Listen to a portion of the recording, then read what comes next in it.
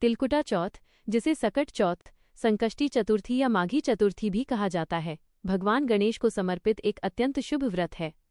इस दिन माताएं अपनी संतान की लंबी आयु और सुख समृद्धि के लिए उपवास रखती हैं। यहाँ तिलकुटा चौथ की प्रचलित पौराणिक कथा दी गई है। सकट चौथ, तिलकुटा चौथ की कथा। बहुत समय पहले की बात है, एक शहर में एक बुढ़िया रहती थी। वो बहुत गरीब थी और भगवान गणेश की अनन्य भक्त थी। वह हर चतुर्थी को गणेश जी का व्रत किया करती थी। गणेश जी की परीक्षा। एक बार गणेश जी ने उस बुढ़िया की भक्ति की परीक्षा लेने का विचार किया। गणेश जी एक छोटे बालक का रूप धारण कर बुढ़िया के पास आए और बोले, माई, मुझे बहुत भूख लगी है, मुझे कुछ खाने को दो।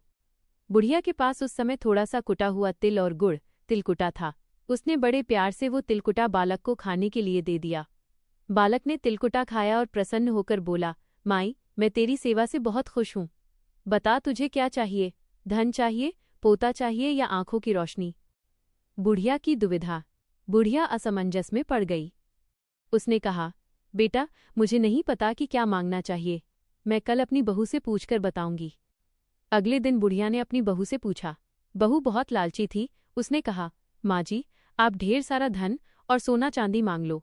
बुढ़िया ने सोचा कि बेटा, बहू तो धन मांग रहे हैं, लेकिन मेरी आंखें भी खराब हैं। वो पड़ोसियों के पास गई तो उन्होंने कहा, माई, तू तो बूढ़ी है, धन का क्या करेगी? अपनी आंखों की रोशनी मांग ले ताकि तू सबको देख सके। बुढ़िया की चतुराई और गणेश जी का आशीर्वाद। बुढ़िया फिर गणेश जी के पास पहुंची। गणेश जी ने पूछा, माई, क्या मांगती है? बुढ़िया ने बड़ी चतुराई से सब कुछ एक साथ मांग लिया। उसने कहा, हे गणेश जी, यदि आप मुझ पर प्रसन्न हैं तो मुझे 9 करोड़ की माया, धन, निरोगी काया, स्वास्थ्य, अमर सुहाग, आंखों की रोशनी और अंत में मोक्ष प्रदान करें। गणेश जी बुढ़िया की चतुराई देखकर मुस्कुराए और बोले, माई, तूने तो मुझे ठग लिया, पर जा, जो तूने मांगा है वो सब तुझे मिलेगा। इतना कहकर गणेश जी अंतर्ध्यान हो गए।